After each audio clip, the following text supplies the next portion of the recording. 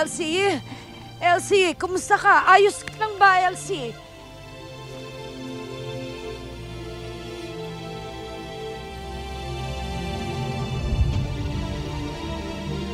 Lolong! Anak! Lolong! Lolong, anak! Salamat sa Diyos. At inuwi ka niya sa akin ng ligtas. Sino yung mga yun? Nahuli ba sila?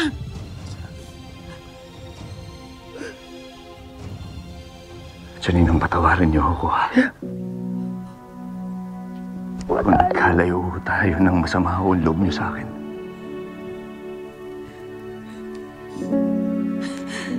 Wala yun. Ang mahalaga, ligtas kang nakauwi sa akin. Janinang,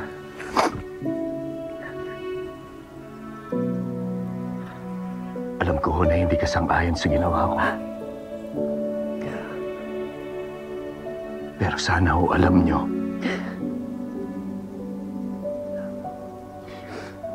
na hanggat nabubuhay ho ako, lalaban ako para makauwi ho ako sa inyo ng ligtas.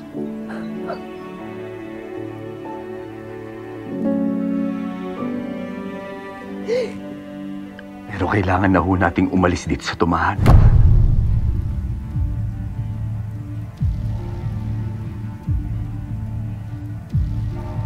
Kailangan natin makaalis dito sa tumahan sa lalong madaling panahon.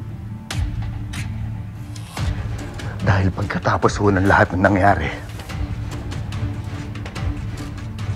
pagkatapos ma-raid ang iligal na negosyo ni Julio, alam kong ako po ang babalikan niya. Alam ko ang buong pamilya ko, ang mga mahal ko sa buhay, madadamay dito, kaya kailangan na po natin makaalis. Kailangan natin mailiho lahat dito sa tumahan sa lalong madaling panahon.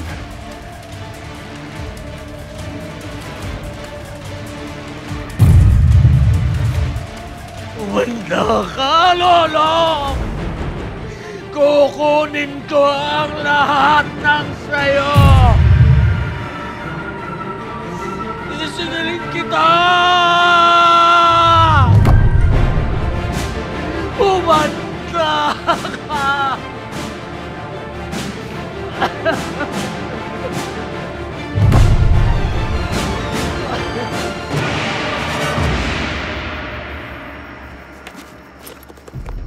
Sama ko na to dyan, ha? Ayan. Oh, ito. Kasya pa ba to? Kasyang-kasya. Pinila mo, ate? Oo, yan. Meron ka.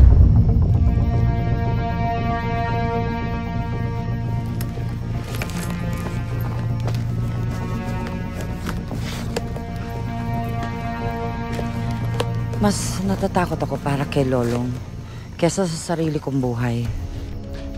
Ako, ate, wag ako. Kasi ako, hindi ako natatakot. Ha? Pag ako tinakot mo, mas tumatapang ako. Siyempre, mana ako sa'yo.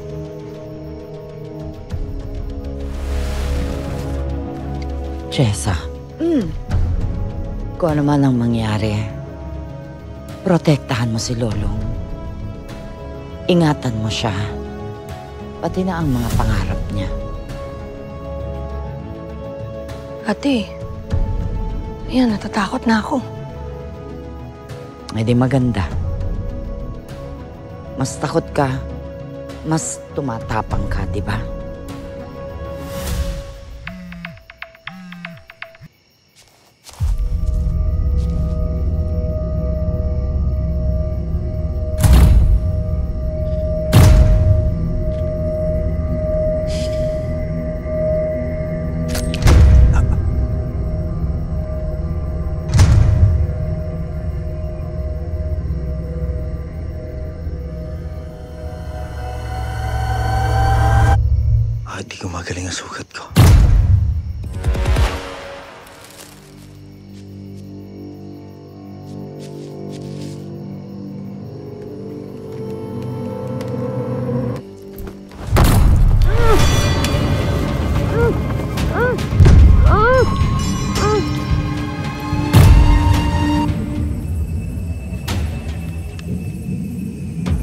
dito sa Ubtaw. O parusa ni Apong ayaw sa akin.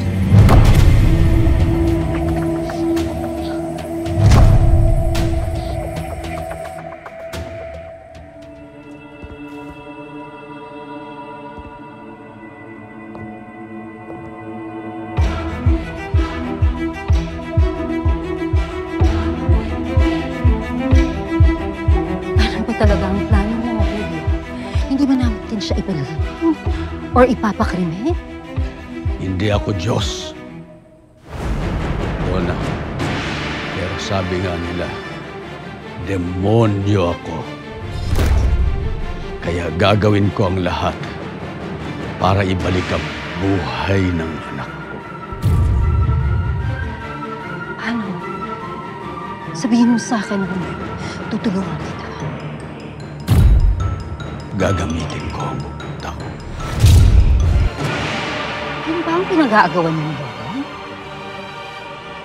Gagamitin ko yun para maibalik ang anak ko. Pero wala nang Ubtaw. Kaya isinusumpa ko sa harap ng bangkay ng anak ko. Nagagawin ko ang lahat para makita ka ulit at mahanap ang dambuhalang buwaya na yun at maibalik sa akin ang Ubtaw.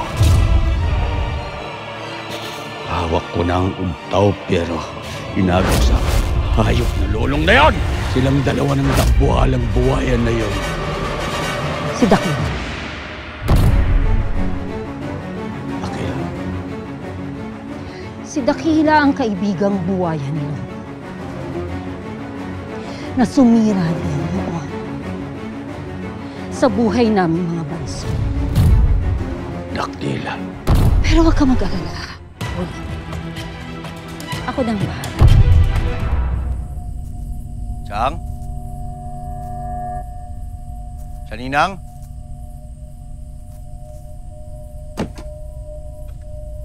Chang? Oh. Nasaan nun, Chaninang? Hindi ko alam. Yun nga rin ang tanong ko. Nasaan ang ate na punong-puno ng drama? Chang, kanina iniwan ko kayo dito. Magkasama pa ho kayo, ah.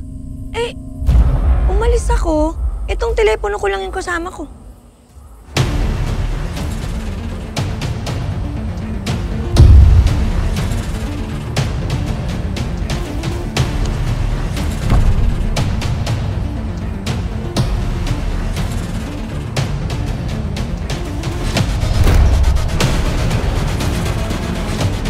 Nawawala ang ate?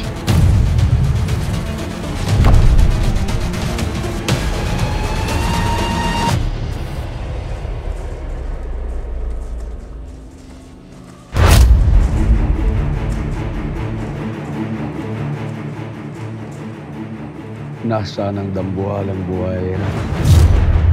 Pinadakip mo ko. Para lang tanungin kung nasaan si Dakila.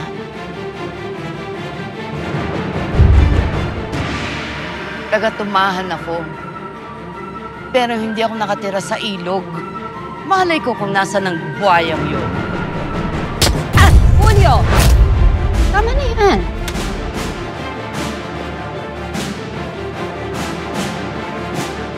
Hayaan mo tulungan kita. Ako na ang bahala dito. Piray ka.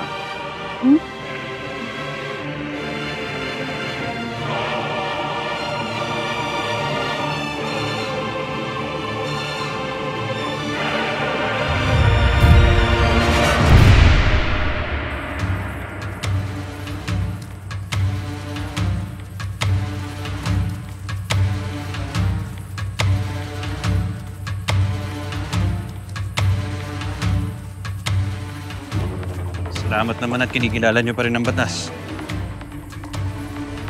Kahit kaya niyang tumakas, sumuko pa rin kayo. Alam mo, hindi pa natatapos ang lahat ng ito.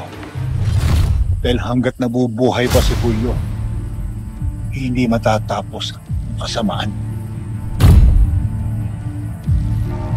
Ang apo ko na ang bahala magpatuloy sa laban namin. Tama na yung usapan na yan!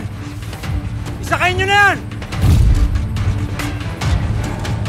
Isakay nyo lahat ng mga rebelding leader na katubaw! Let's go!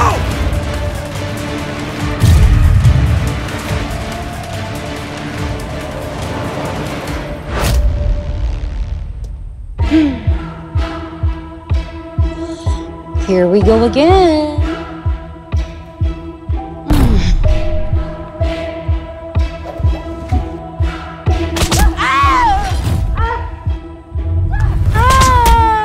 Pio, tayo niyo siya!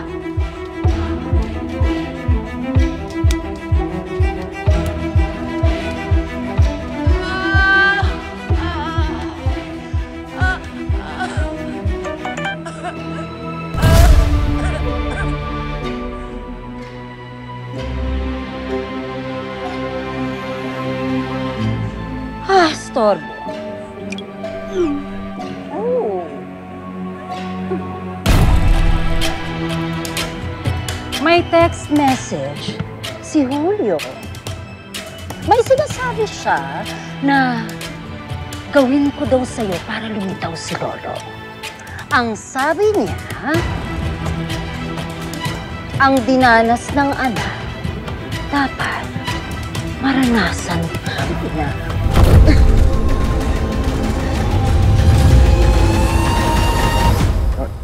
Chief, paano yung kaso natin kay Julio Figueroa? Hindi ba ho natin siya arestuhin? Hindi ba ho sapat na lahat ng mga ebidensya at ng mga witness para gawin natin yun? Madali sabihin lahat yan. Pero alam mo naman ang batas natin. Meron tayong proseso. Kailangan makuha natin siya for questioning. Ngayon, wala siya sa bahay niya. Wala din siya sa negosyo niya. Sa ngayon, hindi natin alam kung nasan siya. Pag meron kaming bagong impormasyon, sasabihin namin sa inyo. Bok, nawawalan siya, Ninang.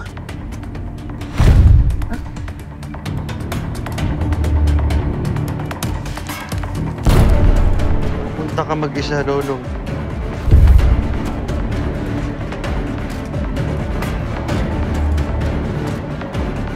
Huwag mo sabihin magpapadala ka sa bahay na to. Seryoso si Julio, Bokyo. Dahil buhay ng anak niya nawala dito, kaya sigurado ako. Long, utang na loob. Huwag mo itutuloy. Tama sila, Lolong. Lalo na ngayong nasusugatan ka na. Ngayong binawi na ni Apong Ayo ang biyaya niyang gumaling tayo ng mas mabilis.